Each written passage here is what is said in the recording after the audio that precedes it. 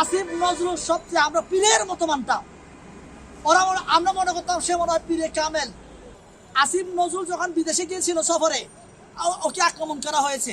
ওকে যদি আক্রমণ করাই থাকে তাহলে ওর গায়ে আচর পড়ে নাই কেন? হাসনাত সার্জিসের গাড়িতে যদি আক্রমণ করে তাহলে ওরা আক্রান্ত হয় না কেন? আরে ভাই, একটা মানুষ যদি মারার জন্য প্রিপেয়ার করে থাকে, গাড়িতে ধুমড়ে মুছেছ, তার আপনার গাড়ি আঘাত পেয়েছে কোথায়? সামনে। তাহলে তো তুমি মারছো ভাই। পিছন থেকে যদি মারতো তাহলে একটা বিশ্বাস করতাম না মারছে ইন্টেনশনালি। সামনে সামনে কিভাবে আঘাত করতে হয়, এটাই তো বোঝা যায় যে এরা ইন্টেনশনালি ছিল, এটা প্রিপেয়ার ছিল মানুষের একটা সিম্পথি নেওয়ার জন্য। না, আমরা তো ছাত্রলীগ করতাম। এখন আমাদেরকে যদি এভাবে দু একটা আক্রমণ না করানো হয় তাহলে লোক তো আমাদেরকে বিশ্বাস করবে না। বিশ্বাস করানোর জন্য এ ধরনের কিছু কিছু পরিকল্পিতভাবে এগুলো ঘটনা হচ্ছে।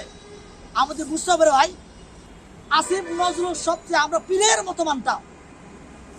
আমরা মনে করতাম সে মনে হয় পীরে কামেল, ঠিক আছে, ফেরেশতার মতো সম্মান করতাম। এই ফেরেশতা কি করছে এখন? বাংলাদেশকে বিক্রি করার জন্য যা করার তাই করছে এখন।